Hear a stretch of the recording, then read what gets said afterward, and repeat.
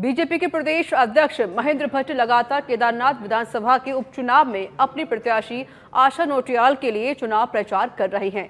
महेंद्र भट्ट लगातार गांव-गांव में जाकर वोट मांग रहे हैं। वहीं चुनाव प्रचार प्रसार को लेकर जब महेंद्र भट्ट से पूछा गया तो उन्होंने बताया कि हर तरफ बीजेपी की प्रत्याशी को लेकर लोग उत्साहित हैं और हमें पूरी उम्मीद है कि हमारी प्रत्याशी बहुत अच्छे मतों से जीतने जा रही हैं।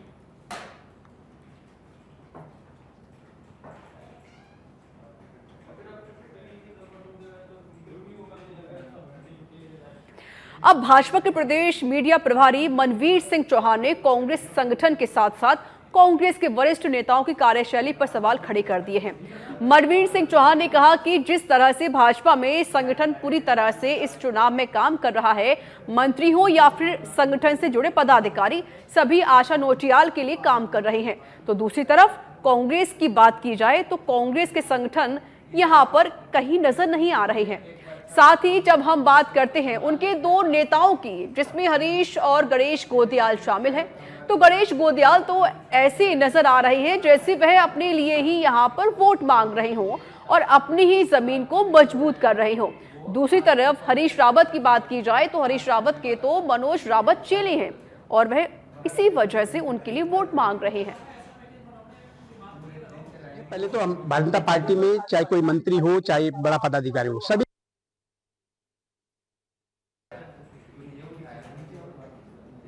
तो हम भारतीय जनता पार्टी में चाहे कोई मंत्री हो चाहे बड़ा पदाधिकारी हो, सभी कार्यकर्ता के नाते जो है काम करते हैं। और हम कांग्रेस की बात करें तो कांग्रेस के पास भी 20 विधायक हैं, उनके प्रदेश के कई नेतागण हैं, उनको भी किसी ने मना नहीं किया चुनाव प्रचार के लिए। लेकिन स्पष्ट बात यह जो सबके सामने आ चुकी है कि जब तक उनके जो कांग्रेस के प्रदेश अध्यक्ष हैं, उनके जो कैंडिडेट जिनको वो लड़ाना चाहते थे, उनको टिकट नहीं मिल पाया और जिसको टिकट गिरा उनका मनपसंद नहीं था, इसलिए मनपसंद का प्रत्याशी घोषित न होने के कारण कांग्रेस में बुरी तरह से धड़ेबाजी आगे सामने आ रही है।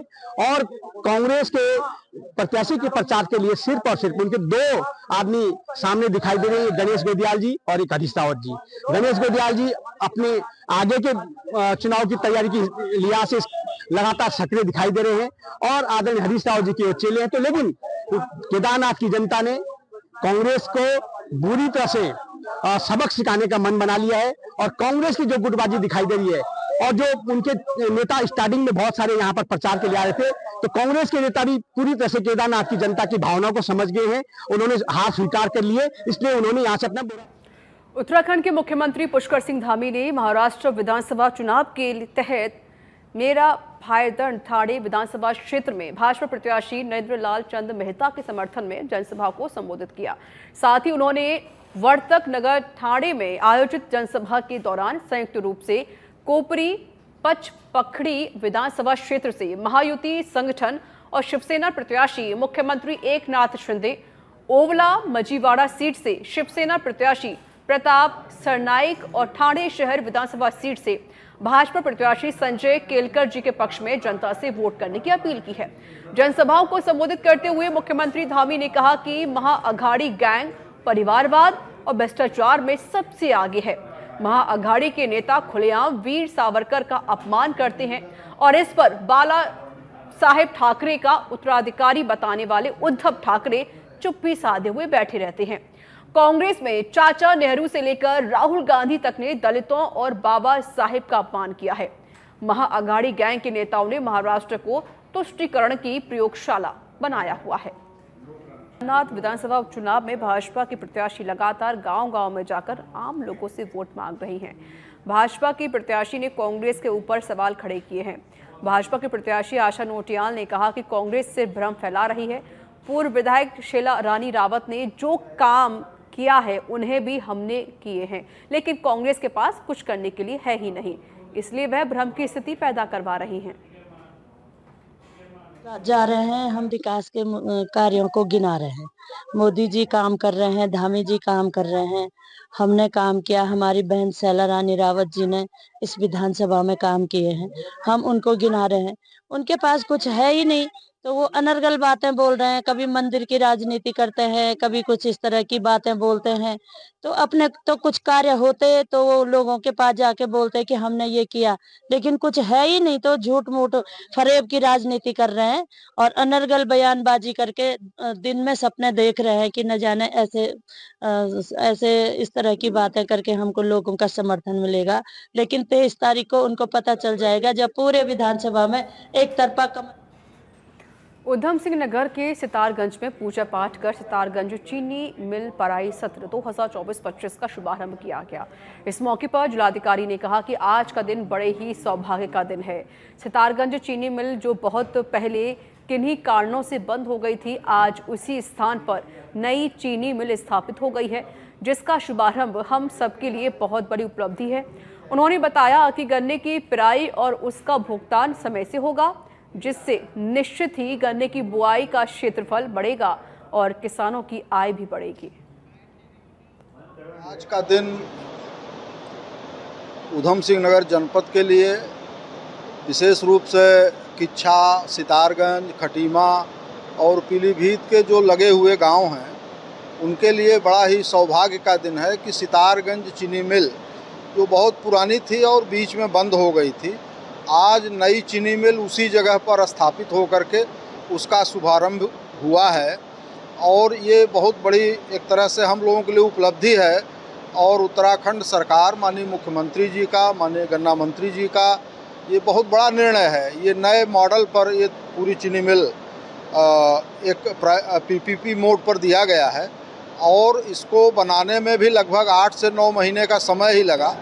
आप लोग देख रहे हैं कि ये 6000 टन पर डे ये गन्ना की पेराई कर। उत्तराखंड के लक्सर से खबर है, जहां खानपुर में ब्राह्मण बाला पेट्रोल पंप के पास सड़क हादसा हो गया। हाईवे से जा रही 3 छोटा बुग्गी को पीछे से टक्कर मार दी गई है। ट्रक ने टक्कर मारी है। छोटा बोगी चालक की मौके पर ही दर्दनाक मौत हुई है। 2 लोग घायल हैं। हादसे में एक पशु की भी मौत हो गई है। ग्रामीणों ने हाईवे को जाम कर दिया।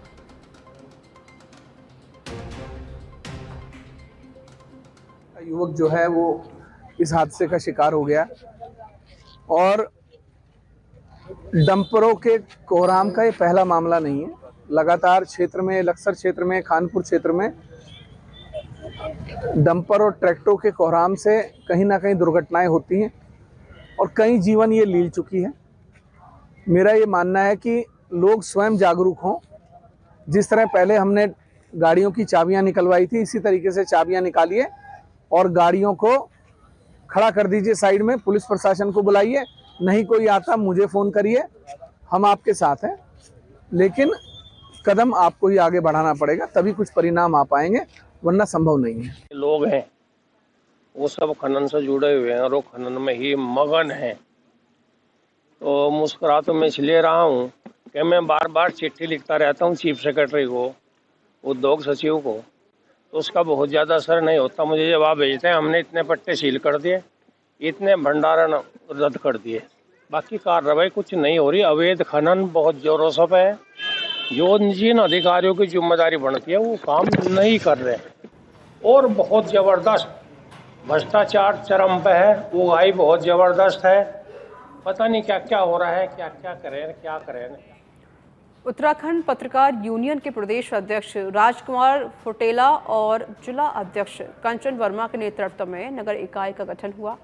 इस अवसर पर रुद्रपुर के अंबर होटल में एक बैठक करके पत्रकारों को विभिन्न पदों पर नियुक्ति किया गया, जिनमें अध्यक्ष, महामंत्री, कोषाध्यक्ष, सचिव और उपाध्यक्ष समेत कई पद बने।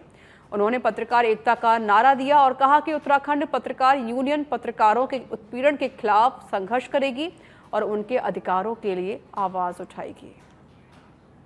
यूनियन की जो नगर इकाई का आज गठन किया गया है, इसका गठन इसलिए किया गया है क्योंकि लगातार पत्रकारों के साथ जो कहीं ना कहीं ऊंच नीच की जो घटनाएं हो रही हैं, उसमें सभी पत्रकार जो है एक बैनर के तले आकर जो है मिलजुल कर कार्य करेंगे। और चाहे यूनियन कोई भी हो, हम लोगों का उद्देश्य यही है कि अगर किसी और यूनियन को हमारी जरूरत होगी तो हम लोग सभी जो है एक दूसरी यूनियन के साथ, और पत्र यूनियन का मतलब यही है कि पत्रकार जो है सब एक बैनर के नीचे हो, सबका एक मत हो, जिसके चलते जो है आगे जिस तरह पत्रकारों पर कोई बात आती है तो सब मिलकर जो है उस बात को जो है पूरी पुख्ता और मजबूती। चमोली के बद्रीनाथ में श्री बद्रीनाथ धाम के कपाट आज रात 9 को लेकर मंदिर समिति ने अपनी तैयारियां पूरी कर ली हैं। भगवान बद्री विशाल के मंदिर को फूलों से सजाया गया। आज हजारों की संख्या में श्रद्धालु धाम में मौजूद भी हैं। आपको बता दें कि शाम को 6:45 पर सायकालीन पूजा भी शुरू कर दी गई।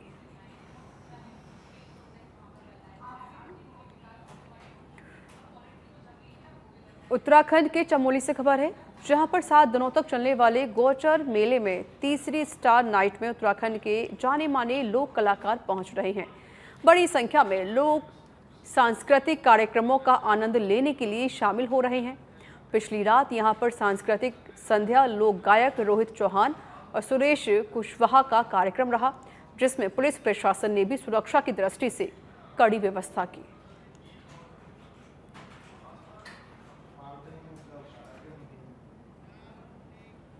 खबर नैनीताल से है, जहां पर इन दिनों सैलानियों की भारी भीड़ देखने को मिल रही है। आपको बता दें कि उत्तराखंड परिवहन निगम की बस में आवाजाही करने में जद्दोजहद करनी पड़ रही है। भारी भीड़ की वजह से लोगों को जगह नहीं मिल पा रही है, जिसकी वजह से कई लोग प्राइवेट बसों ने यात्रा कर रहे हैं। लेकिन हल्द्वानी से अधिकांश प्राइवेट बसें जो इधर उधर जाती हैं, उसमें भी किसी भी यात्री को टिकट नहीं दिया जाता है। जब परिचालक से पूछा जाता है तो उसका एक ही जवाब होता है कि कई सालों से ऐसा ही चल रहा है और आगे सुधार किया जाएगा, जिस पर प्रशासन भी कोई कार्रवाई नहीं कर रहा।